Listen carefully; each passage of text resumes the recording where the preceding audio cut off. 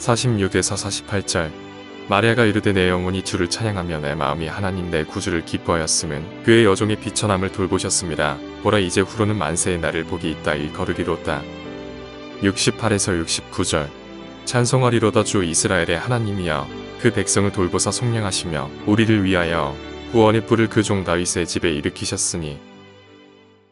네, 오늘부터 누가복음을 함께 살펴보게 됩니다. 누가는 이 누가복음을 시작하면서 이 편지의 수신자인 데오빌로 각하에게 이 복음서를 기록하는 목적을 설명하고 있습니다.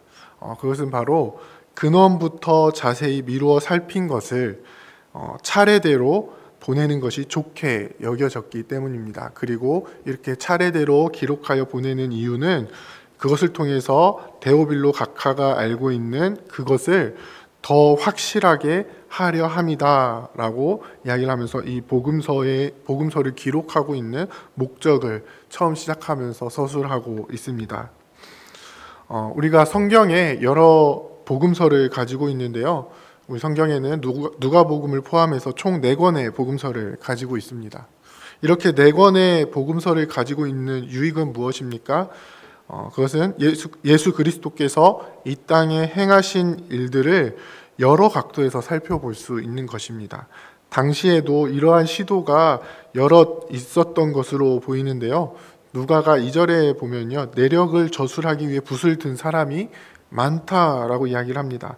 그 중에서 이제 교회에서 성경으로 인정한 글은 마태, 마가, 누가, 요한 이 사복음서인데요. 이를 통해서 하나님의 아들이신 예수 그리스도께서 하나님의 백성들을 어떻게 구원하시고 하나님의 나라를 어떻게 이루어 가셨는지를 입체적으로 우리에게 보여주고 있습니다.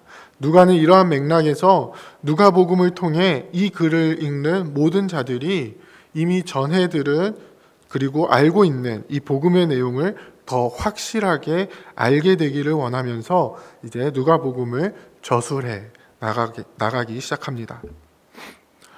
누가는 우리에게 되어진 일들, 그러니까 예수 그리스도께서 이루신 구원 역사와 그에 대해서 증인들을 통해 전해진 그 복음의 일들을 차례대로 기록을 한다라고 이야기를 합니다. 그래서 그 시작을 세례 요한의 출생부터 시작을 합니다. 말라기 시대 이후로 약 400년간 하나님께서 침묵하셨는데 이제 세례 요한을 통해서 다시 하나님의 말씀이 유다 백성들에게 전해지게 되는 것입니다. 그리고 그것을 통해서 예수 그리스도의 구원 사역의 서막이 오르고 있음을 누가는 보여주고 있습니다.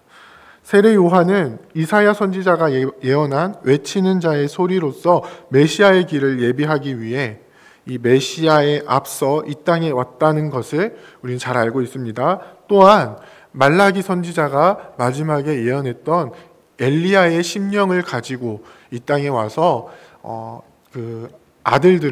자녀들을 아비에게로 돌이키는 그 역할을 하는 선지자임을 오늘 말씀에서 가브리엘 천사도 분명하게 밝히고 있습니다. 이 모든 일들을 서술을 하면서 누가는 세례 요한의 탄생부터 이 시작을 해가지고 이 동시대에 이루어지는 구원 사역을 상세하게 기록을 하고 있습니다. 이 세례 요한의 탄생은 하나님께서 이루신 일입니다. 그의 아버지 사가랴가 제사장의 전례를 따라서 제비를 뽑고 그 직무를 행하기 위해서 성전에 들어가 분향할 때에 가브리엘이 나타나서 수태고지를 해줍니다. 이제 원래부터 또 엘리사벳이 잉태할 수 없는 몸이기도 했고 이미 나이도 많아졌기 때문에 더 이상 아이를 갖는 것에 대해서 생각할 수 없었던 이 두 부부였지만 엘리사벳은 하나님의 능력으로 아들을 낳게 됩니다. 그는 날 때부터 하나님께 드려진 나실인이 되어서 오늘 본문에는 포도주나 독주를 마시지 않는다라고 이야기를 하고 성령의 충만함 속에서 하나님의 일들을 이루어 갈 것임을 가브리엘을 통해서 듣게 됩니다. 그가 모태에 있을 때에도 성령이 충만하다는 것이 나타나게 되는데요. 그것은 바로 마리아가 엘리사벳을 만나러 갔을 때 나타나게 됩니다. 마리아 역시 성령을 통해서 잉태되었음을 천사에게 듣게 되었고요. 친척인 엘리사벳을 만나러 다녀오게 되는데요. 엘리사벳이 마리아가 왔다는 그 소식을 들었을 때에 그 태중에 있었던 요한이 기쁨으로 뛰놀았다라고 표현을 합니다. 그는 성령을 통해서 이루어지는 일들을 기쁨으로 바라보는 자로 묘사가 되고 있습니다. 어떤 일들을 바라보면서 기뻐했습니까? 그것은 바로 예수 그리스도를 통해서 이루어질 구원을 바라보며 기뻐했습니다. 이 사실을 누구를 통해서 보여주냐면요, 바로 마리아와 사가랴를 통해서 보여줍니다. 오늘 우리가 읽은 누가복음 1장에는 이 두 사람의 노래가 기록이 되어 있는데요. 이 노래는 특히 이 마리아의 노래는요, 마그니피카트라고 불려지는데요. 이 노래는 중세 시대에 여러 음악가들이 하나님을 찬양하는 음악을 만드는데 영감을 주는 그런 노래였습니다. 교회 역사 속에서도 예수 그리스도를 통해서 이루시는 하나님의 구원을 가장 잘 표현한 노래로 여기며 이 노래를 굉장히 중요하게 생각을 했습니다. 마리아는 이 노래를 통해서 자신에게 이루어진 일들, 그리고 그것을 통해서 보여주시는 하나님의 구원을 바라보면서 소망을 가지게 되었고요. 그 소망으로 인해서 큰 기쁨 가운데 거하게 됩니다. 마리아는 어떻게 하나님의 구원을 고백하고 있습니까? 그것은 바로 비천함 가운데 있는 자신을 하나님께서 사랑의 눈으로 바라보시고 돌보아 주셨다는 것입니다. 자신의 비천함으로 인해서 이 땅에서 곤고함을 당하고 있을 때에 능하신 이의 손으로 말미암아 구원을 받게 되는 것을 노래하고 있습니다. 대적을 무찌르시고 교만한 자를 흩으시는 하나님의 백성을 돌아보시고 이스라엘을 도우시는 하나님의 구원을 기쁨으로 노래하고 있습니다. 사가랴는 어떻게 노래하고 있습니까? 세례 요한이 태어났을 때 세례 요한이 주 앞에 앞서가서 그 길을 준비하여 주의 백성에게 그 죄사함으로 말미암는 구원을 알게 하는 그의 사명을 분명하게 고백합니다. 그리고 이 일은 무엇을 위해서 하는 것입니까? 주 이스라엘의 하나님께서 그의 백성을 돌아보사 속량하시고 구원의 뿔을 일으키시는 것을 위하여 이 세례 요한의 사명이 이루어지는 것입니다.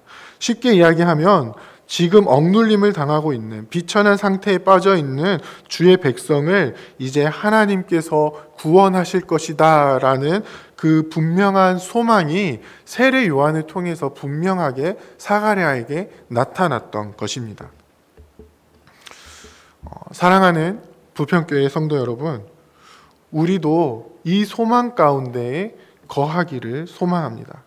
이 땅에 살아갈 때에 하나님이 우리 하나님이시고 우리를 구원하시는 분이시라는 분명한 믿음 가운데에 이 믿음을 통해 보여주시는 하나님 나라에 대한 그 소망, 하나님께서 우리 대적을 무찌르시고 우리를 높이 들어서 그 구원의 길로 행하게 하실 그 구원을 바라보는 소망이 우리 안에 분명하게 있기를 원합니다.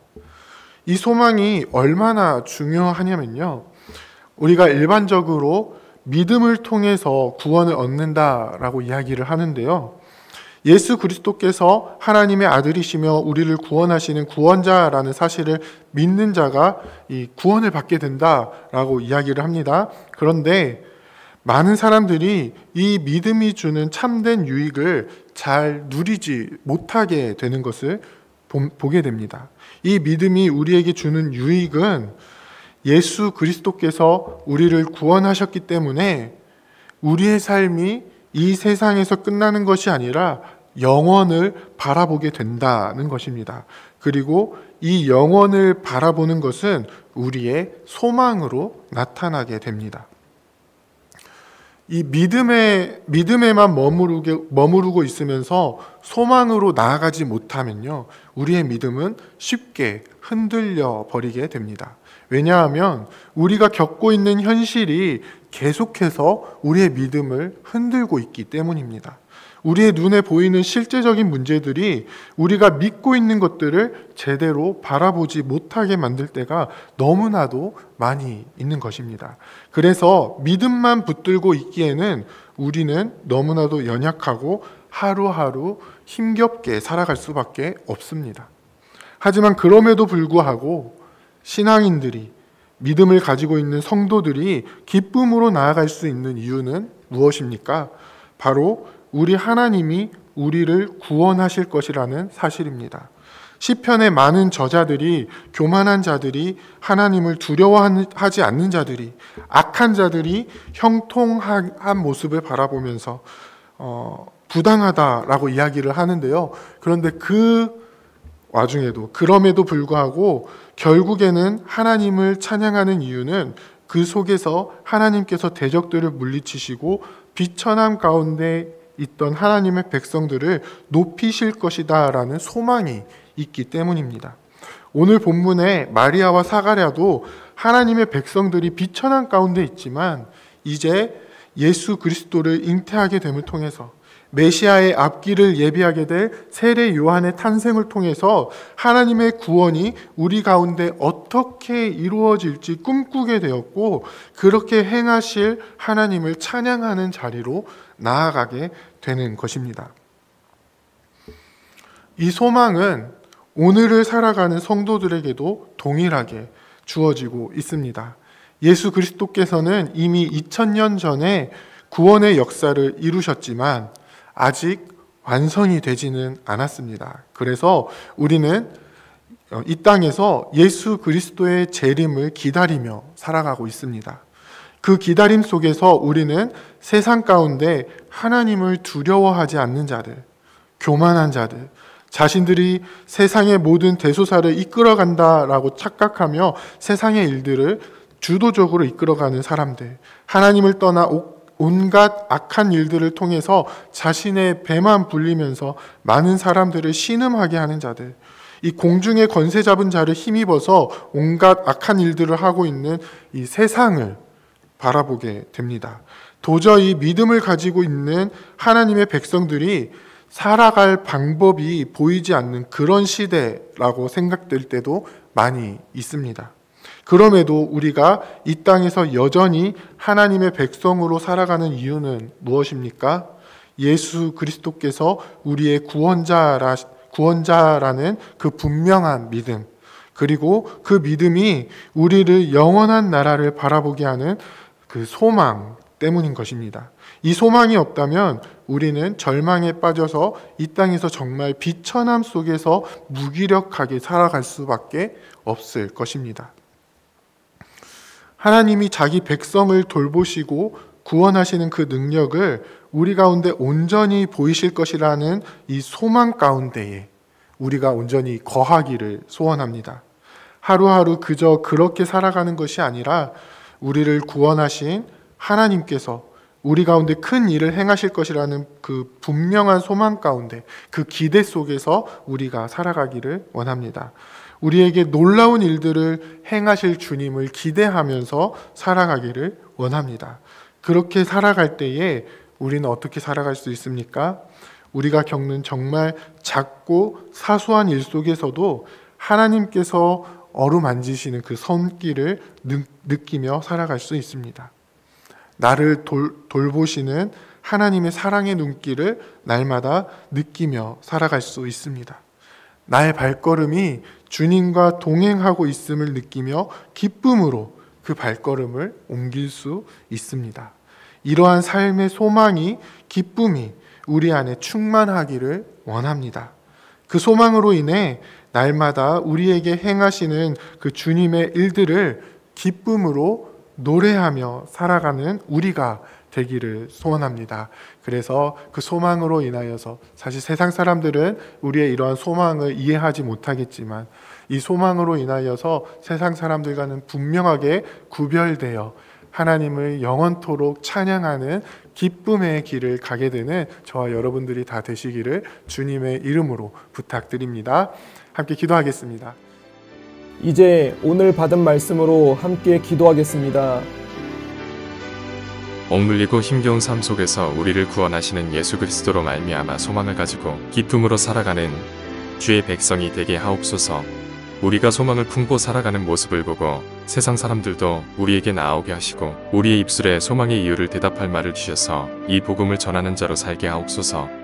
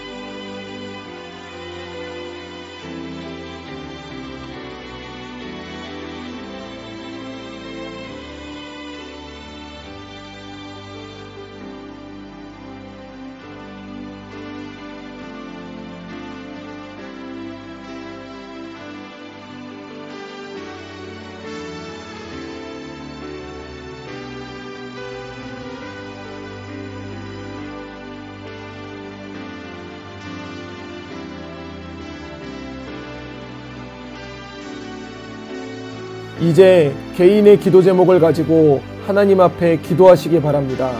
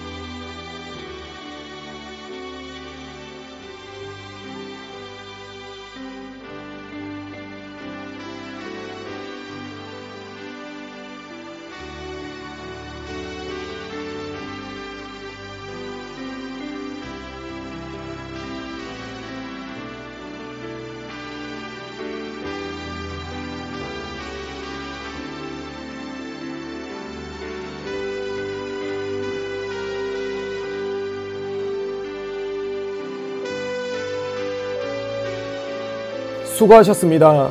오늘도 하나님의 인도하심 가운데 승리의 하루를 보내시는 우리 재건부평교회 모든 성도님들이 되시기를 주님의 이름으로 축복합니다.